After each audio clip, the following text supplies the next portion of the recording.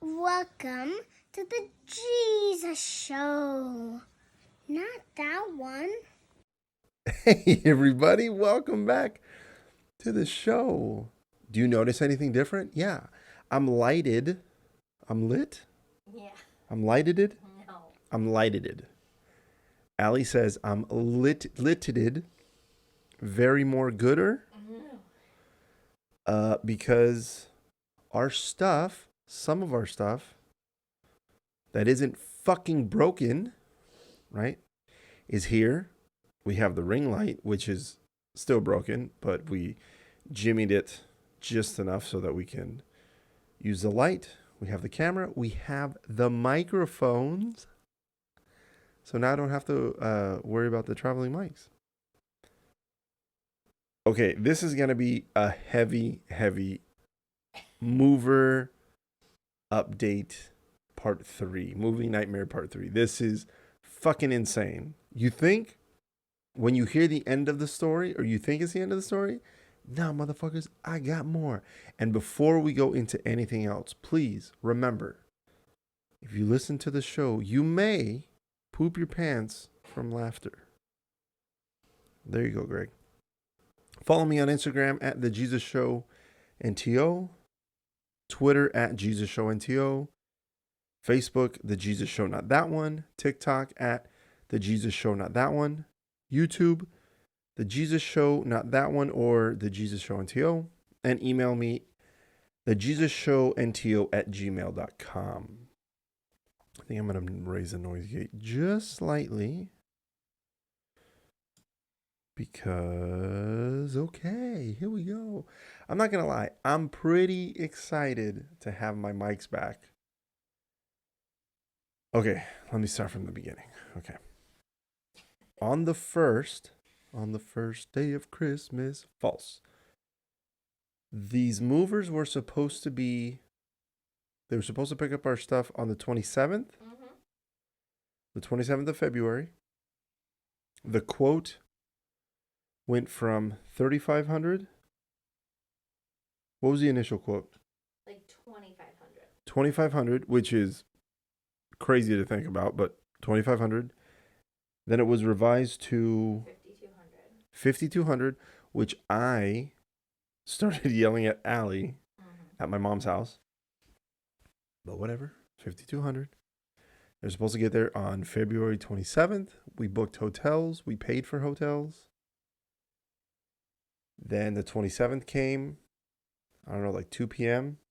We didn't hear anything. We're like, this is weird. Allie called. They broke down. Oh, we need to find a mechanic on a Sunday. That wasn't going to happen. Then they showed up. The 28th came and went towards nighttime. Like, I don't know, 9:30 at night. They said, oh, we'll be there like at 11 p.m. We'll work through the night. Absolutely not. So Allie had to cancel the first hotel on the 27th. Just come the next day on the 28th. And she had she moved it. Yeah. And then she had to cancel it. So they finally got there on the 1st. And then it went from 5,200 to $8,000. I specifically told the guy, no, you're not doing it for $8,000. Eat a dick. No. Then he said, don't worry about it. We'll work through this. We gave him $3,000 in cash. And I remember I'm in the kitchen with him standing and I'm super close to him. And I said, I don't have any more money to give you. I don't. If this is going to cost $8,000, no, my friend, don't worry about it, blah, blah, blah. I was pissed at him and I said, don't fucking call me your friend because we're not friends. Fuck you. I actually told him, I believe I told him to eat a dick, but I can't remember whether I told him fuck you or eat a dick, something. I told him to either eat a dick or fuck him. Oh, don't worry. So I get all this stuff. And then he kept telling me, oh, we're adding this. And I said, okay. But he kept telling me, don't worry, we're not going to charge you for it. So I kept telling him, I don't give a shit then how much you're fucking adding. Just put everything in the goddamn truck. Like, why do you have to tell me every 30 minutes? And I kept telling him, you're not charging me extra, right? No. I'm not charging you extra. I just need to let you know because we work in cubic feet. Okay. Fucking, I don't care. If you're not going to charge me extra, then don't fucking tell me. Then towards the end, he was like, I can't, I'm not going to take any more of your stuff. And so now the point of getting the movers was to only have the dogs, Allie and myself, and our bags in the car just for the short trip. And that didn't happen. We packed it up and we were uncomfortable. The dogs were uncomfortable. It was a fucking nightmare. So we started the drive on the 1st. At like 3 p.m. Yeah, at 3 p.m. Allie canceled the other hotels. Then we had to get a different hotel. We drove straight through the night. We got to, where did we get to? North Platte, Nebraska. North Platte, Nebraska at like 2 p.m. We asked for an early check-in. They gave us an early check-in. We slept. We woke up the next day at 4 a.m. Got the fuck out of there an hour later. So instead of having a 3-day trip, we made it in 2 days. Like 2.5, yeah. Yeah, 2.5.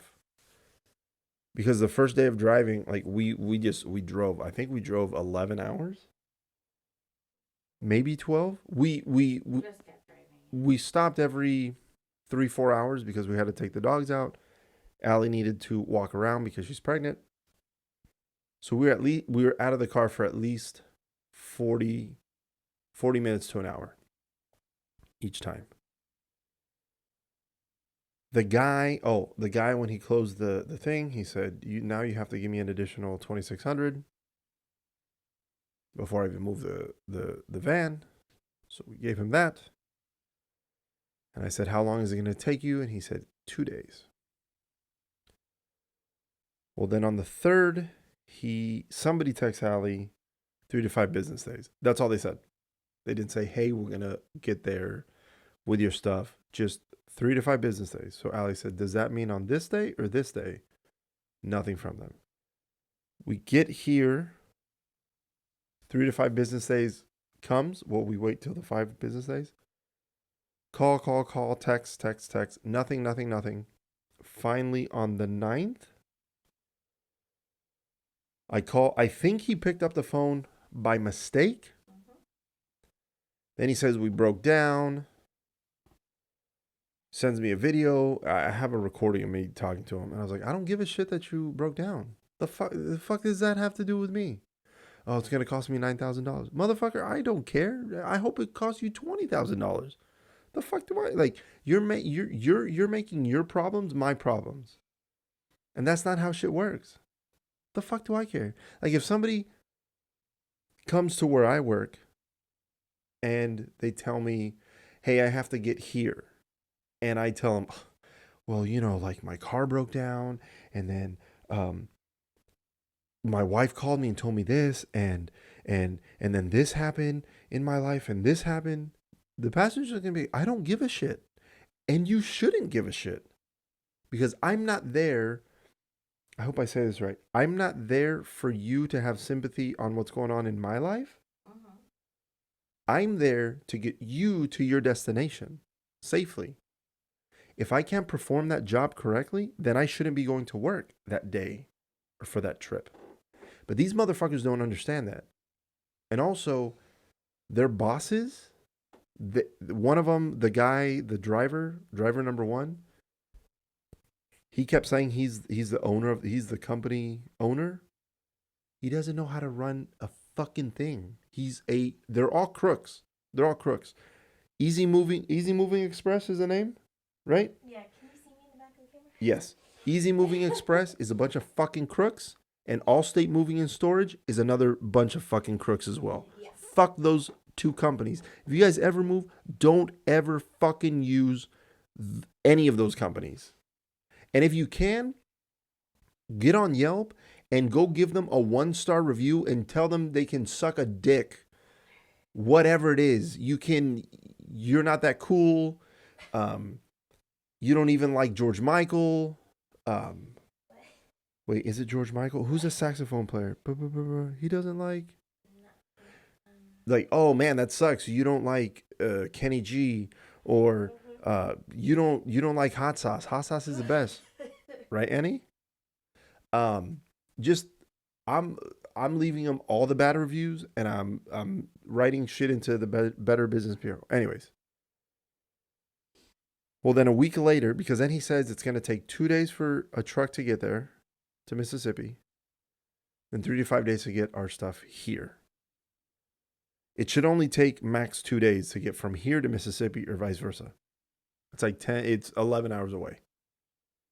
So even if you drive 5 hours one day and then 6 hours the next day, you'll make it here. Or 6 hours the first day and then 5 hours the next day, you'll make it here. So 3 to 5 business days, motherfucker, you're taking your sweet ass time. Well, then we wait, nothing. We call them again a week after. We don't get no text message, no replies, no nothing. So then Allie looks at the video that he sent me. She looks up the tow trucking company. She finds it in Mississippi. She calls them. They tell her they took it over to Truckworks in Mississippi, in Richland, Mississippi. She calls them. Darren, the mechanic, tells us, what does the truck look like? She tells him, yep, it's here. Takes pictures, all that. I don't know if I ever shared the pictures of the truck with our stuff, but I should. I don't think I did. Allie did, but I did it. Yeah, you need to put it on post. Then Darren at first. Oh, then we made a report down there with Sergeant Martin. He went to go talk to Darren. Darren was all about helping us out, and then at one point he just flipped. He was like, "No, I can't do any of this."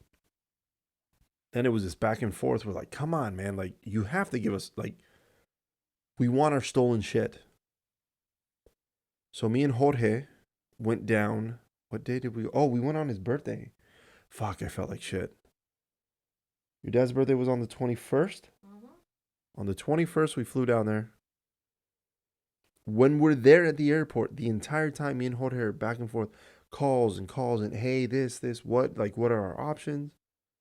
Hitting dead end after dead end after dead end. Hitting dead end after dead end, yeah. We had been there for like 2 hours, and Jorge goes, "Oh man, somebody just called me." I said, "Oh, who just called you?" He said, "Oh, one of my friends. He just wanted to wish me happy birthday." And I said, "Wait, what?" He's like, "Oh yeah, today's my birthday." And I was like, "Jorge, what the fuck? Why didn't you tell me?" It's like, "Oh no, man, we're dealing with more important things." And I said, "No, your birthday's important." I felt like shit. I mean, I went over. The only thing that the airport had, that small little airport had, was the Hudson News. I said, "Jorge, let me buy you lunch or something." So he just wanted a little cheese plate. And I was like, "Oh, Jorge." So I gave him a hug and I told him I loved him. I was like, "Fuck, man, when we get back, we got to celebrate." So we're down there. We get nowhere. So we fly back. So we had to go from Chicago to Houston, Houston to Richland, Mississippi. On the way back, we just went backwards. We went Richland, Mississippi to Houston, Houston, Chicago. Fuck, man, it was terrible. I was like, fuck. Then we were told they were going to be here 3 to 5 business days again. Mm-hmm. Oh, no. 2 days to get the truck. Sergeant Martin said that they told him in 2 days, which didn't happen. Okay, so at this point, I don't know if I told you, they picked up the truck Wednesday. They left Wednesday. I don't know what, 21? On the 23rd it would have been. They picked up the truck on the 23rd, which was a Wednesday, between 8 and 8:30, because Jorge found out that information from Darren, the mechanic. But apparently while they were down there, they sparked up a blunt. Well, I don't even know if it was a blunt. They started smoking some weed right outside, and Darren called the cops on them because he was like, "You guys can't do that shit." And I'm assuming they got ticketed. Somebody got ticketed for having weed and ecstasy pills. Sergeant Martin said, "I wasn't there to take care of that, but here's an incident report. Send it to Allie." So they got popped for that. Then Friday, what, the 26th? Whenever it was that week. Friday, out of nowhere, I'm walking the dogs. It's almost 6:30 at night. And he calls me. And again, I don't think he was trying to call me. No. Because he goes, oh, hey, I just want to let you know I'm going to be there tomorrow. Excuse me, that was gross. Sorry, guys. He says, I'm going to be there tomorrow in the morning. And I said, okay, what time in the morning? I'm going to call you tomorrow and I'll give you a better time when I'm going to be there. And I said, okay, but you're coming tomorrow? Yes. You'll call me to let me know what time in the morning? Yes. So Ali, myself, and Jorge were hanging out for like 3 fucking hours here at the house, waiting around. I call him. Ali calls him. I text him. Ali texts him. Nothing, nothing, nothing. Finally, Sunday, Ali leaves for the baby shower. Or no, Saturday, Ali left for the baby shower. My sister was throwing her in Montclair, California. And the next day, I text the guy. I text mover number 1, and I go, "Hey man, like why'd you have to lie to me? Like you lied to me again." He left him a message, sent him a text message. Then he texts me back and he goes, "I never lied to you. I haven't lied to you this whole time." What? So I told him, "You're son of a bitch because you have lied, and I have proof that you've lied. Remember the 2 days, and then 3 to 5 days, then the 7 days, and the 3 to 5 days, and the 3 to 5 days? Yeah, you haven't done any of that shit. The fuck are you talking about?" Then he says, "I never said I was going to be there. What I meant was," so he said it because now he's like, "Well, no, what I meant was," motherfucker, they don't have a grasp of the English language very well, which sucks because when you're trying to communicate with them, it's hard. So he goes, "Oh no, I'm going to call you today, later on tonight." Okay. Well, he calls me Sunday night at 10 p.m. and I don't answer because I'm like, man, fuck that guy. Like, he's not going to show up. Like, so I let it go to voicemail. He doesn't leave a message because I don't know why, but they just don't. So I text Hallie that night. Hey, he called, but I didn't pick up because fuck him. She's like, "Can you please call him?" So I sent him a text an hour later. Don't hear anything from him. Fine. So Monday, which was what? Yesterday, the 28th. I'm about to walk the boys. It's 9:30 in the morning. I'm about to leave the house. 9:20. He calls. I see his number. "Hello." He's like, "I'm less than 2 hours away. Make sure you have the exact cash, the $5,600." And I go, "Okay, cool. You're less than 2 hours away?" "Yes." "You're less than 2 hours away from coming here?" "Yes." "Okay." You have this recorded. Excuse me. No, I don't have that part recording. But you have that says the cat. So I call Jorge. Hey, he's going to be here at this time, blah, blah, blah, blah, blah. So now I'm like, okay, here we go. Mind you, I'm not giving him a fucking cent.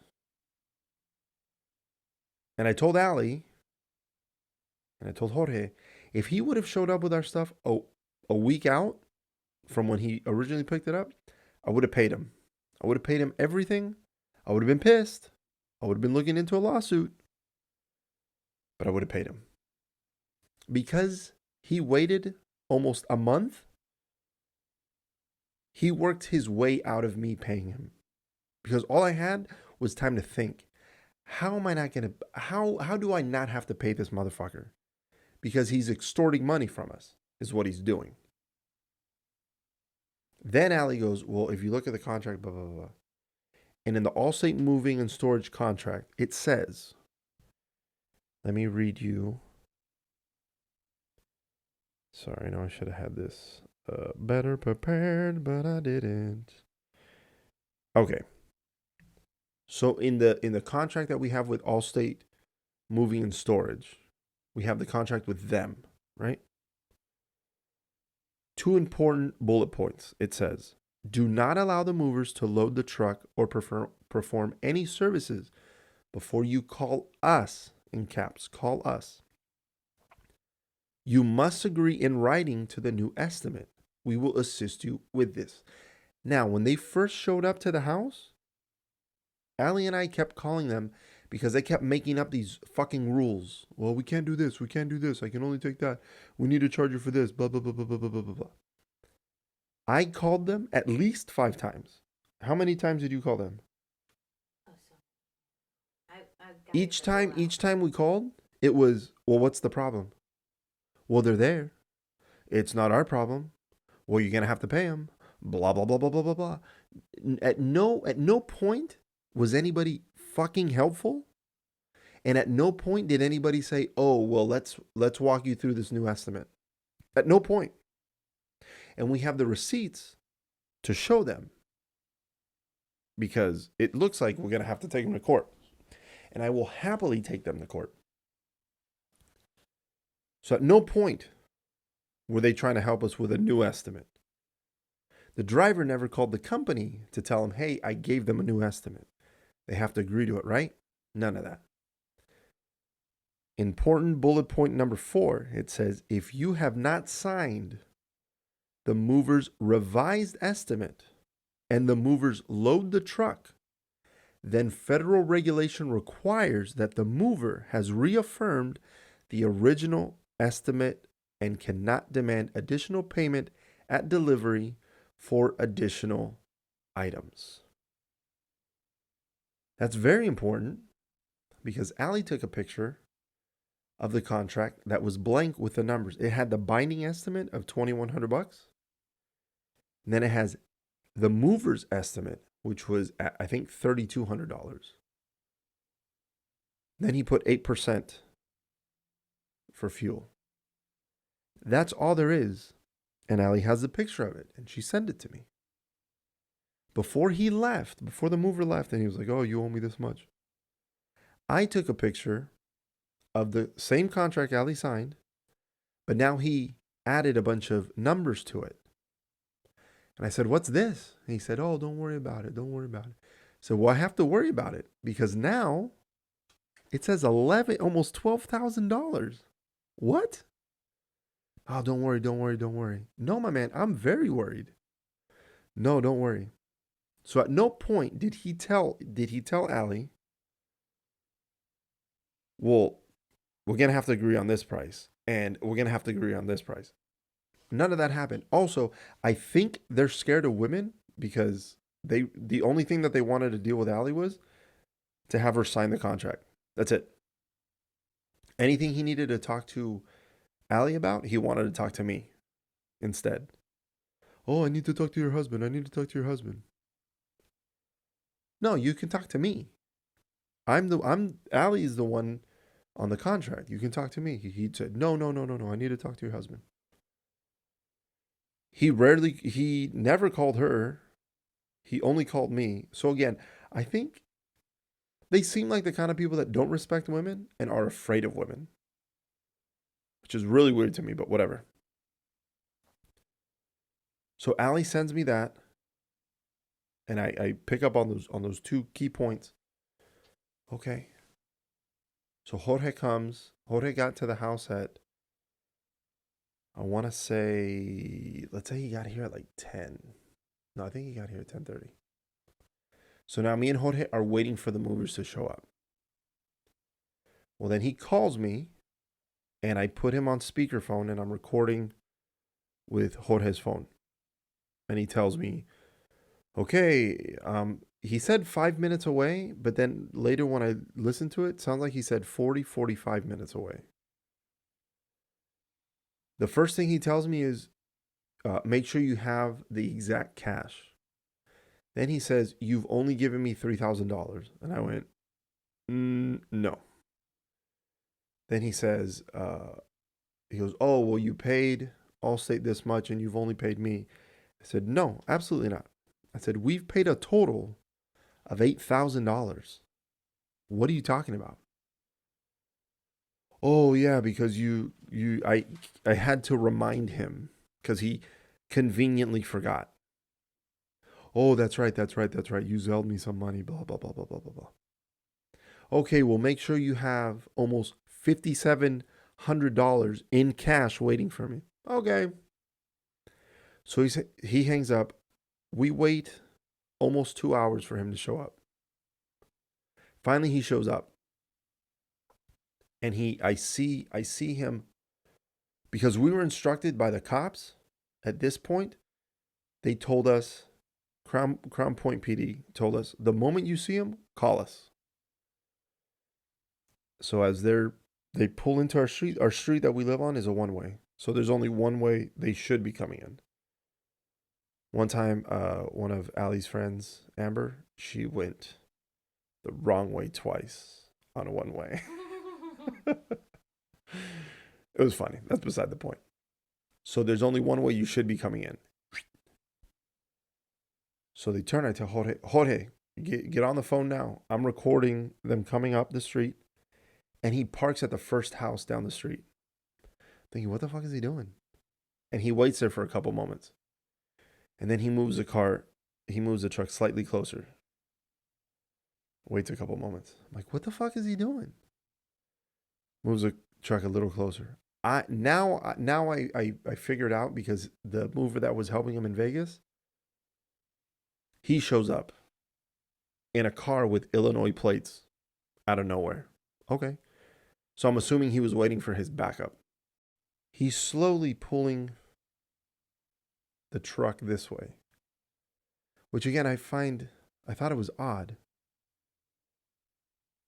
I go outside of the house and I'm waving at him. Here's the house, motherfucker. So he pulls up and then he backs up. So now he's in front of the house. I'm recording it because they had our stuff on the outside of the truck. Now they show up and it's not on the outside of the truck. Surprise, surprise. Allie and I knew this was going to happen.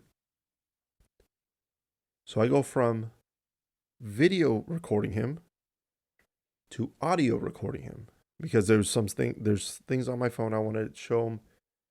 Bullet point number 3 and 4, which are very important. This whole thing. He gets out of the car. The first thing he tells me, do you have my money? And I said, no, I don't. And I start recording. And I said, hey, there's a couple things I got to talk to you about. I said, hey, something to the effect of like, you lied. You told me 2 days and then 3 to 5 days and 3 to 5 days. Then he tells me, well, I was telling you what the mechanic was telling me. I said, the mechanic never told you 3 to 5 days. Yeah. I have text messages. And I said, you don't have those text messages, my man. You don't have them because they don't exist. Then I tell him, I talked to Darren from Truckworks. Did you know that? Yeah. I know you talked to him. Okay, well, then you should know. Then I tell him, Darren at Truckworks said he didn't even hear from you for almost 2 weeks. It looked like you guys abandoned the truck there. Then he says, oh no. And I said, yeah. I said, I text you. I said, my dumbass sent you a text and said, not even Darren at Truckworks could find you. Then you wanted your truck and it wasn't working. You just wanted the truck. No. He's like, there's many mechanics there. And I go, no, there's only Darren, because Darren he's the only one. I know this because we talked to him. Motherfucker, you're lying. Then he said something about, I would tell you 3 to 5 days because I would call the mechanic first and he would tell us this. And I said, I don't believe shit. I said, you're a fucking liar. I don't believe a single fucking thing you say. He was like, oh, it doesn't matter. I said, yeah, no, you're right. It doesn't matter. It doesn't matter that I think you're a fucking liar. Doesn't matter that I think you're a piece of shit. It doesn't matter that you're a fucking moron. Just because I think it. I mean, you don't have to be like, oh, this guy thinks I'm an idiot. No, it doesn't matter. I'm nobody. Then he says, you're not going to pay me? And I said, no. Then I start going into, this is what it says, bullet point number 3. Blah, blah, blah. I read it to him. Then I start reading him number 4. Blah, blah, blah, blah, blah. When I get to it, federal regulation says he checked out. Then he starts walking away. So he's in the back of the truck, starts walking to the front. And I go, are you leaving with our stuff? And he says, yes. At this point, two Craigslist movers show up. I don't know who they are. Some guy rolls up on Jorge, and he just kind of starts looking at him. And I'm like, what is this guy doing? I was ready to throw down. I put my ring in my pocket, and I'm like, I'm ready to go. Then this other guy comes over. Then I realize that they don't know what's going on. Then the mover's helper, who was in Henderson with him when they picked up our stuff, we call him Flip Flops because he showed up in flip flops. Stupid. So Flip Flop shows up, and I recognize him. And I was just like, okay, here we go. So I'm holding my phone.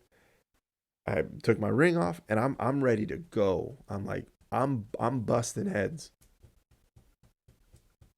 Then Jorge starts telling the guy, hey, you can't take off with our stuff. And he goes, who are you? And then I tell him, you don't need to fucking know who he is. And then I think in the recording you hear Jorge go, I'm his father-in-law. You should play it. Then, so he gets into the car, turns on the car. I'm in front of the truck now. I'm calling 911, so the audio stops because you can't audio record and be on the phone. So I'm calling the cops and I'm like, yo, our movers are trying to steal our stuff. Like, he's demanding payment. He's extorting money from me. Jorge out of nowhere pulls the Jeep.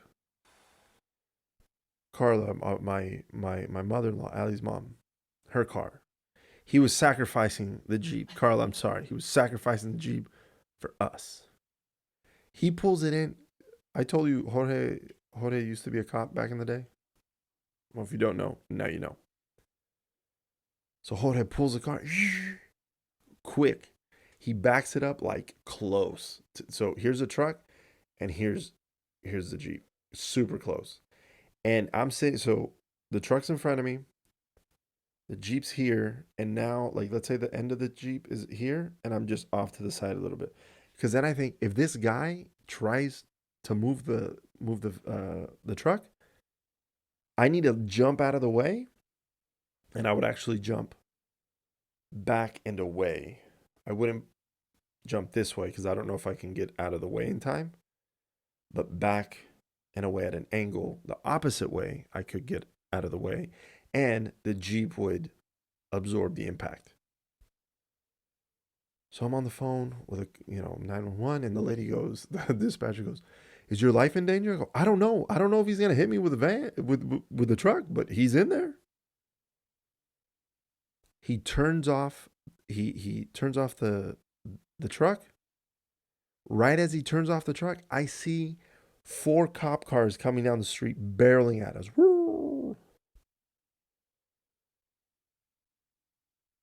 Then he gets out of the car. The cops are like, "What's going on?" So I talked to one of the guys that comes out in the K9 unit car. And I'm like, "Look, this is what's going on. He's trying to steal our stuff. He's saying that we owe him extra money, blah, blah, blah, blah, blah, blah." I tell him the detective that we talked to out of here, he told us to call you guys, and this is getting crazy. So then they go talk to the guy, mover number 1. Then the 2 Craigslist movers, one of the guys is telling me, he's like, just pay him. Like, this happens all the time.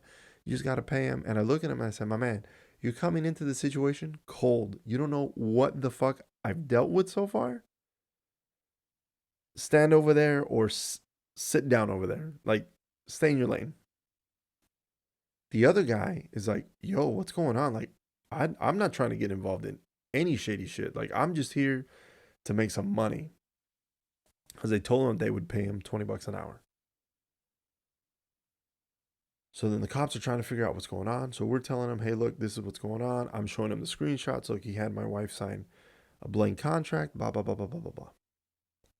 So one of the cops talks to the guy, and the mover number 1 starts, fuck you guys. You can't do shit to me. You guys ain't shit. This is a civil matter. This is a civil matter.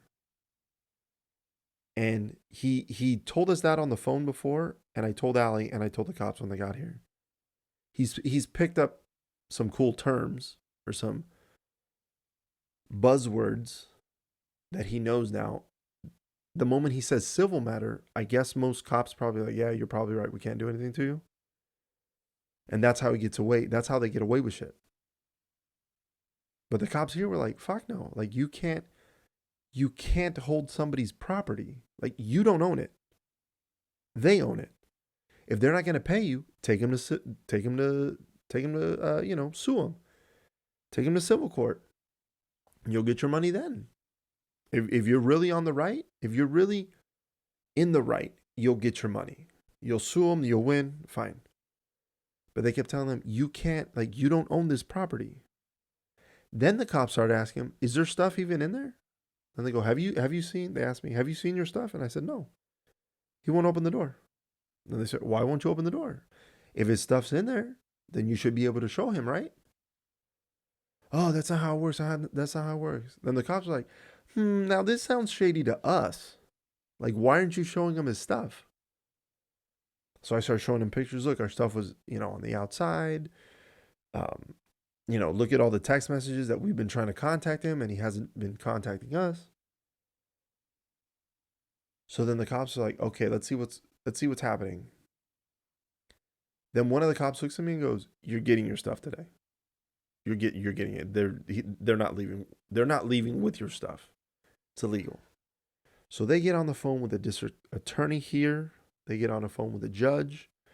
They get on the phone with the commander, and they just want to make sure, like, they didn't want to step on anybody's toes. They don't want to be liable for anything, which of course. They get the green light. The driver number one keeps mouthing off at him. And they're like, if you're not going to give him his stuff, we need to take you in for, what did your dad call it? Conversion. I guess it's a nicer way of saying theft. And he kept telling him, I'm not giving him his stuff. I'm not giving him his stuff. Okay. Well, they were like, all right, hook him. So they did. They put him in handcuffs. The moment they put him in handcuffs and they start walking him to the cop car, the guy that we first sent the Zelle money to, or we Zelled him the money, which I only got a hold of him once, he starts calling me. And I look at my phone, I go, this motherfucker. I didn't pick it up. I was like, fuck this guy. Because then Flip Flops is on the phone, and he's talking to whoever the hell he's talking to. Then at one point, they're moving the mover number one from one car to another. And he looks at me, and he's like staring me down. And I'm talking to one of the cops, so I'm not even paying attention. And then I look, and I realize he's looking at me, staring me down. I was like, all right, bitch. He looks at me, and he's like, he just gives me one of these. And I said, yeah, suck my dick. And I grab my dick and my nuts. I'm like, yeah, suck my dick. He was pissed. And I was loving it. So they move him to the other car. Then the other mover says something. He was like, oh, I don't know what he said. And I said, man, fuck you. Then I told him, he said something else. And I said, hey, if you're going to talk to me, come talk to me like a man. I said, because I'm gonna bitch slap you. And I'm standing. There's no cops around us because all the cops are over here to my right. The truck is here. The house is over here. The driveway's here. I'm standing right here in the driveway. The guy's over here, Flip Flops, smoking a cigarette. The cops are over there talking to the guy in the back of the cop car. Flip Flops telling me something. I was like, motherfucker, do something. He was like, no. That's what I was like. Shut up and get off my lawn and don't fucking put cigarettes on there, motherfucker. Then they bring the tow truck. The tow truck is going to come because now they're not going to willingly give us our stuff. So now we have to take it. What did they call it? Midnight Blue? Uh-huh. Midnight Blue. They're like, the cops kept saying, oh, we got to take it to Midnight Blue, Midnight Blue, Midnight Blue. I was like, is that code for, like, what is that code for? And then somebody goes, no, Midnight Blue is the name of the tow trucking company. And I went, oh, okay. And they said, it's really close. You're just going to have to go pick up your stuff. Fine. They were like, you might have to get a U-Haul. But Allie's mom and dad, Jorge's neighbor, he had a truck or a flatbed or something. He was like, wow, you guys can use that. We'll go pick up your stuff. And It'll be fine. Excuse me. I had a burp. So then they take him away. They're hooking up the truck. Oh, then I get a call from two other numbers. Another number from New Jersey, and then a number from New York. I don't answer them because nobody has taken the time to communicate with Allie and I. And now all of a sudden, when shit's hitting the fan and it's not going their way, then they want to call? No, fuck them. Also, before they took the mover number one away, he told the detectives, I have text messages between me, him, meaning me, and Allie that they agreed upon this price. I started laughing and I told one of the cops, that motherfucker doesn't have shit. I said, because we've never agreed upon in a text message. Then I told him, I said, even if we did agree in a text message, which we didn't, I said, that shit doesn't hold up in court. You need something signed in a contract. That's why there's contracts. People don't do business fucking via text message. That's stupid. No. So they uncuff him. They bring him out of the car. And he's trying to look for text messages. He's like this for like 10 minutes. Then he changes his story and tells the detective, no, we verbally agreed. And the detective tells him, you know that's inadmissible in court? Did I say that right? Inadmissible? Mm-hmm. Inadmissible in court? He goes, you know that, right? He's like, that's not how contracts and deals are done. He goes, because you guys can go into the court. You can say, I told him this and he said yes. Then I can say, no, I didn't. That's why there's contracts. He's like, that's not a thing, man. Then the detective told him, but you told me you had text messages. Oh, I can't find them. Oh, all of a sudden you can't find them when you fucking need them. Because you don't have it. You don't have shit. So they hooked him back up. Oh, Flip Flops is over there recording the cops talking to mover number one for some fucking reason. So they take him. They're hooking up the truck. While they're doing that, I don't think I was supposed to. But Jorge tells me, hey, there's no lock on the back of that truck. And I said, you're right. So I went, boop, and I opened up the thing. I don't know if you heard Thanatos. He groaned really loud, like, shut up, it's past our bedtime. So I open up the truck, and the stuff that was on the outside of the truck is now just piled up in the back of the truck. It wasn't neatly placed, nothing, just thrown in there. And I look and I go, yep, that's our stuff, that's our stuff. Yep, that's our stuff. So I close it. Then they tell me, one of the cops goes, hey, they're going to bring the guy back to help unload because the owner of the company just called and said, they're just going to give you your stuff. I said, oh, weird how they changed their tone. Then I told the detectives the number 3 and number 4 bullet point. And they go, yeah, I mean, that seals the deal for you. Like, obviously, if they brought the stuff, they're reaffirming that they're okay with the price that was set. They can't add more. And one of the detectives that was talking to the guy, he comes over to me and goes, how do you deal with this guy? This guy, like, he talks circles and makes it sound like he's saying important things and things that are pertinent to what's going on. And he doesn't. Like, I'm getting a headache dealing with him. And I've only dealt with him for an hour. I go, yeah, this is what this motherfucker does. Then he goes, I don't know how he's gotten from what you've paid him to now demanding more money. And the things that he wrote in there, oh, also, by the way, he did tell the cops, he admitted to the cops that he filled in those numbers without telling us. What? Yes. Did I not tell you that? No. Yeah. So when we go to court, we could have the two detectives. It was 2 detectives, another guy, and an officer. So at least 4 police officers can testify that he admitted to putting the numbers in there without, like, after the fact that you signed it. And we can use that, Yes, we can submit this into evidence. Dang. So yeah. Then he said his numbers don't make sense. He goes, he's going from this number to this number to this number, this number, this number, this number to go to $12,000. Like that makes no sense. I go, yeah. Then the detective goes, how are you getting your numbers? And I go, here's my numbers. And it was clear cut. I said, this is what we paid. This is what we gave him in cash. And then this is what we Zelled him. And he goes, yeah, I mean, all your numbers are lining up. I go, yeah, no, I know. His aren't. So he was he was about to get booked. They bring him back. He starts helping Flip Flops give us our stuff. Jorge called to his neighbor. His neighbor brought somebody else. So the four of us are unloading the stuff. Like they're giving it to us. Because I didn't want them. We didn't want them in the house. Because when they were in the apartment, they broke shit, and then we didn't get our deposit back. So yeah, we didn't want them in the house, and we're renting the house, and we didn't want them breaking any of our landlord's stuff. They're giving us stuff, and I'm noticing our stuff is broken.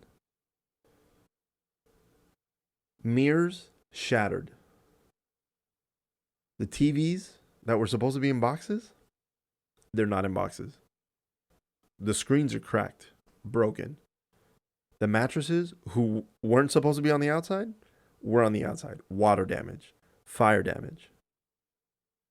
Things are broken to shit.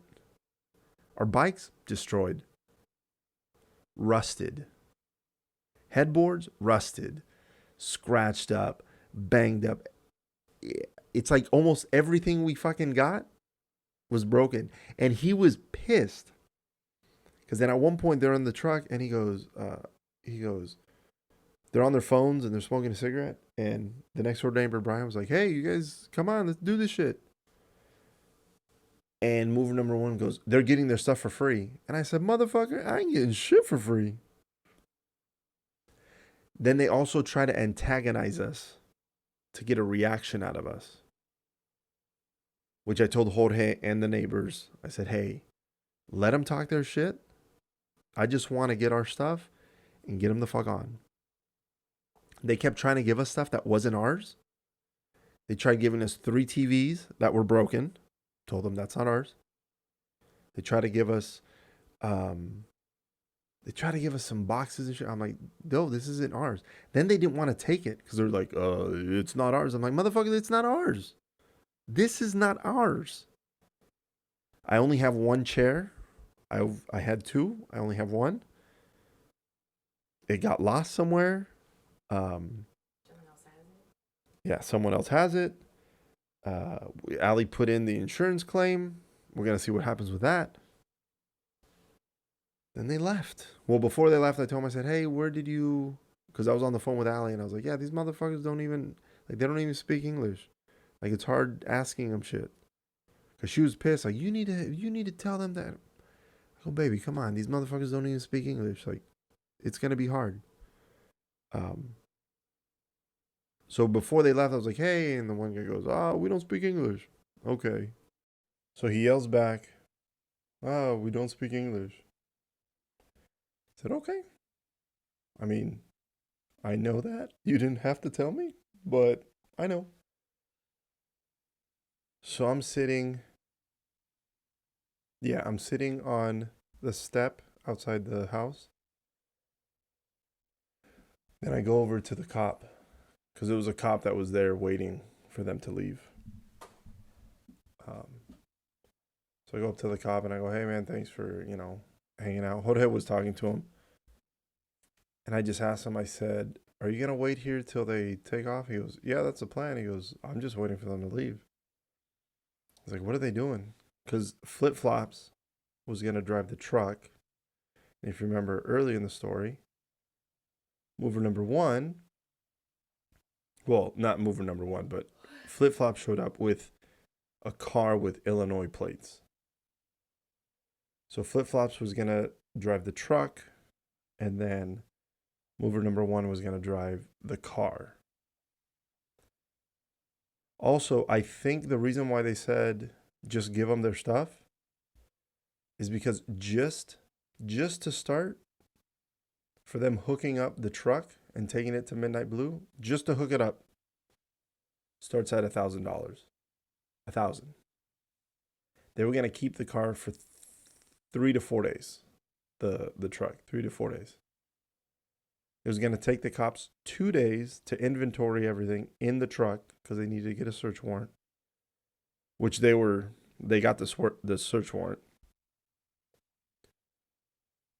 But they said it was going to take them 2 days to inventory everything so that we can go grab our stuff.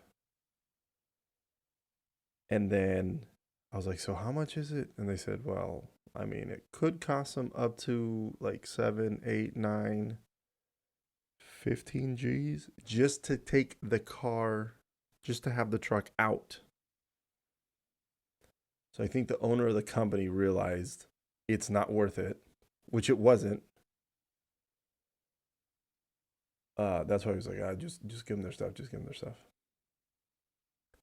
And it also saved us a trip from going to Midnight Blue back to the house and then unloading it, like loading everything onto a truck and drive the truck here and then unload the truck here. So it saved us a trip, which was nice. So I tell the cop, oh, are you gonna? He's like, yeah, that's the plan. And Flip Flops starts walking to the end of the street because he yells something at the guy. And mover number 1 was just chilling in the car over there at the end of the street. And I was like, what the fuck are they doing? Well, then Flip Flop starts walking back. And at this point, I'm back on the steps. And he starts yelling stuff. He's like, if you're a man, you take care of stuff. If you start something, you finish it. Ugh, I'm a real man. I was like, I'm thinking, is this guy? Is he? Oh, that's sad. He's tick-touched. He's a little, Yeah, he might drive himself, but he probably doesn't have, I don't know, a gas stove in his house. Because he might blow himself up, because he's, not all there. If you give him a coloring book, he's definitely not going to color within the lines. Which is sad. But, hey, he's having fun. It's okay. It's okay. He's having fun. Maybe when he sits down and he eats ice cream, he goes like this. He goes, oh. Like, to him, that's the best thing ever. And good for him. Good for him. Good for him. And I know. Oh, then mover number 1 started walking towards the truck. He was like, rah, rah, rah, rah. And then at one point he goes, oh, those are nice dogs though. I thought, what the fuck? Because he saw Thanatos and Apollo in the mirror, and they were looking at him like this whole time. They were eyeballing him. Their hair was up. I was like, man, even at a good distance, my dogs are like, nah, motherfucker, I don't like you. And again, I know they were trying to antagonize me to try to have me do something to them for me maybe to get arrested, and then they can be like, well, see, that's why we can't give them this, whatever. And I'm not that kind of person. I mean, it takes a lot to piss me off. To the point where I've had people call me, I've had guys be like, oh, you're just a little bitch. Okay. I don't give a shit what you think of me. I don't know who you are. You're nobody. I'm nobody. Neither of us are nobody. Oh, you think I'm a little bitch? Oh, okay, cool. I had a guy one time tell me, oh, you suck dick and you take it in the ass. And I went, okay. Oh.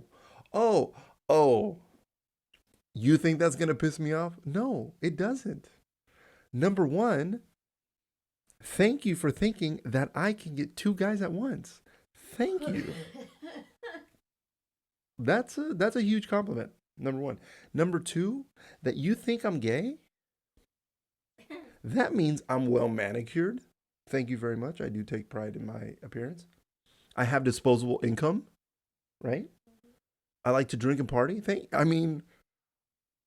It doesn't sound that bad. You know, like you think it's an insult. I think it's like, hey, that's a compliment. Thank you very much. I appreciate. Again, not only that I can get two guys, but that you think that if I was gay, that I can handle two guys.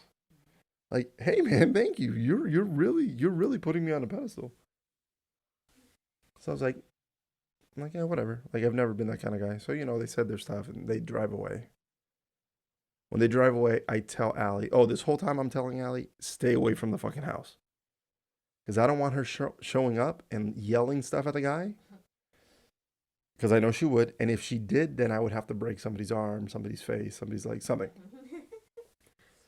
So we come, we assess the damage. Almost everything's broken. Things are missing. Whatever. Well, then we have a box from, just give me the first name of the lady. Athena. We find a box. We find some medication in the box, and it says the lady's name, Athena.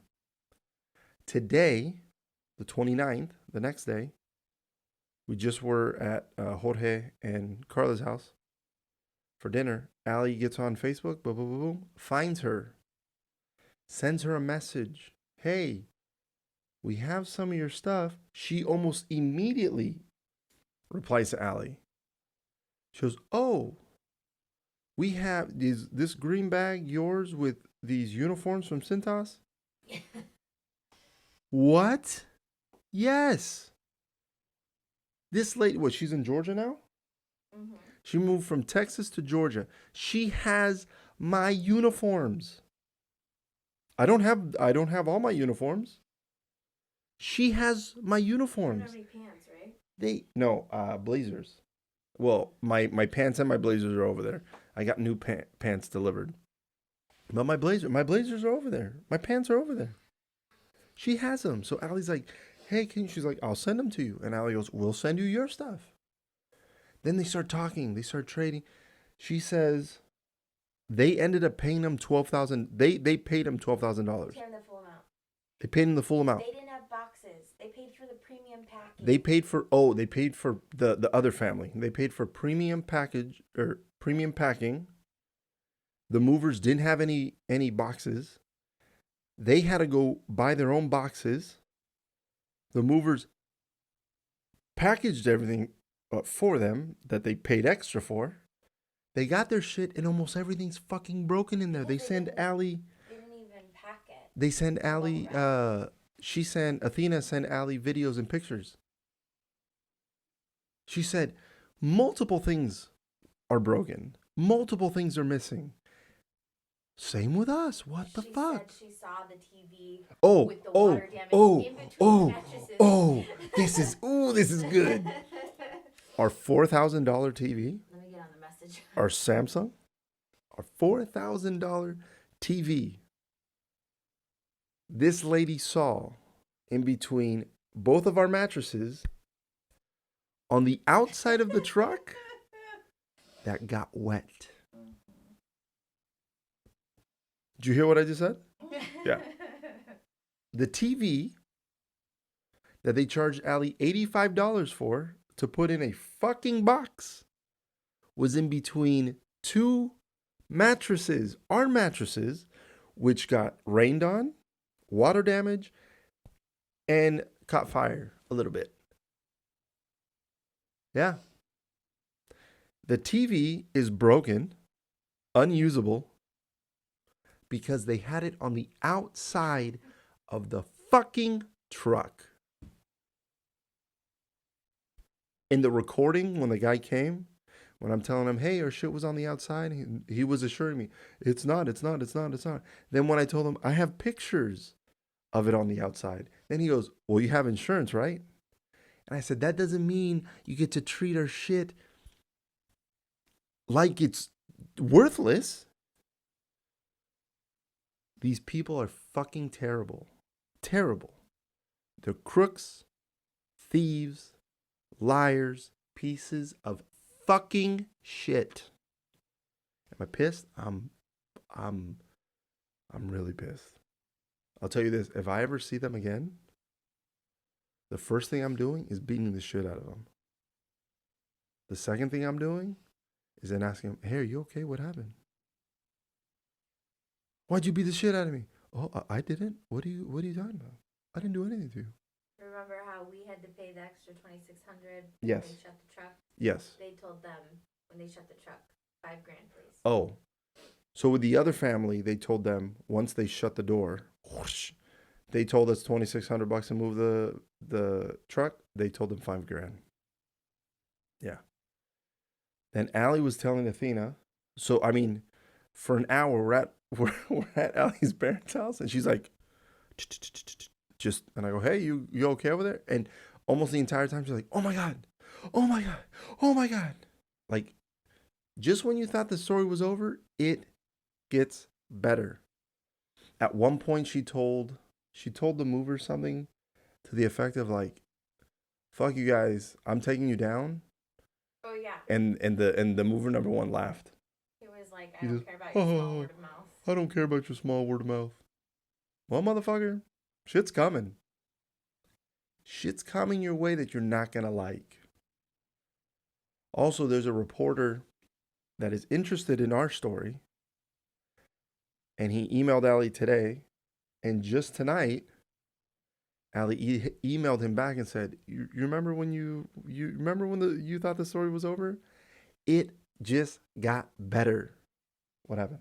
She said we were asking them what the hell they did to your boxes and why your stuff all looked like that. We were so mad for you when we saw your stuff. So this family, Athena and her family, saw our stuff and was pissed off at them for us, right? Which is fantastic because there was another family stuff behind ours. And I was telling the guy, "You pieces of shit." I said, "You guys picked up our stuff on the first? And there's people's stuff still in there?" "Oh, it's none of your concern." I said, "But it is my concern." I go, "Because now that family has gone without their shit for over 30 days. You sons of fucking bitches." I was livid for that next family. Oh, she said, "I'm still going through the boxes to see what's missing. We sat at your door. We sat at our door and didn't let them bring any boxes in. Yeah, you told me that part. They shoved your bag of clothes in our deep yeah. freezer, so we didn't see it." My uniforms in the green The green bag. the green bag from the cleaners that we had in Vegas. They hid it in their deep freezer so that they wouldn't see it, and they gave it to them. Like, they found it later when they left because they did the same thing. They didn't let them in the house because they're like, "No, absolutely not. You're not coming into the house." And then Allie told her tonight, "You need to file a police report in Texas where it first happened, and then now where you're living." And then Allie told her that she would send her the incident numbers so that they can refer to our police reports as well. Because then there's a pattern. Like, oh yeah. And not just Easy Moving Express, because fuck them, but also Allstate Moving and Storage. I'm telling you, these people are pieces of shit. Oh, and Athena was telling Allie that the customer service lady, which apparently there's only one, Yeah. she's been nothing but fucking terrible. Today Allie called Allstate Moving and Storage and was like, "Hey, I just wanted to let you know, like, this is what happened, blah, blah, blah." One of the guys got arrested, then got unarrested. And Flip Flops has a warrant for his arrest in New Jersey for assault. And the lady on the phone was like, "Oh my God. Oh, that sounds, oh, we didn't know." Oh. Yeah. So I'm in the background. I was like, "Man, fuck them. You guys fucking hired them, you pieces of shit. You didn't care now, or you didn't care then, and you don't fucking care now. Fuck you." I was like, baby, please stop. I was like, no, fuck these people. Because from day one, we were telling them, like, "Hey, what's going on?" And the entire time, they didn't give a shit about anything. And now, it wasn't until maybe, a week and a half ago? Allie called and was like, "Hey, we have proof," or maybe 2 weeks. When Allie called and said, "Hey," to Allstate Moving and Storage, "we have proof they didn't put our TVs in boxes. We have proof." That's the only time that I was like, "Oh, I'm sorry." Before that, we got nothing. We got, Not my they were like, problem. it's not my problem. What do you want me to do about it? What do you want me to do about it? It's not my problem. Well, that's just the way things go. Well, moving takes 21 days. It can take up to 30 days. Man, go fuck yourselves. So yeah, there's a reporter that wants to do a story. Allie asked Athena if she would be okay with us telling the reporter about them and then having the reporter reach out to them. And she said, absolutely. So let's take these motherfuckers down. And we said, yes, that is the plan. We can have a class action lawsuit. Allie even found the movers, the people that we've dealt with, all their Snapchats. Because she went on Snapchat and you know how you can look at your, like, add your contacts? She found them all on there. She found mover number 1 on Instagram, which I want to put that motherfucker on blast. I told Allie, she was like, should we like add him and like harass him? I said, no, I don't want to harass him. I would like to send them pictures and videos of women on their worst stages of their periods.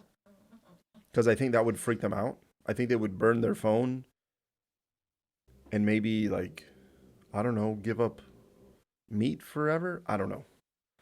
But yeah, that's where it's at. And I have to let you go because the camera battery is about to die. Any new updates, I'll let you guys know. Thank you for listening. Thank you for watching. Remember, tell everybody you know to listen to The Jesus Show, not that one. And I'll see you next week.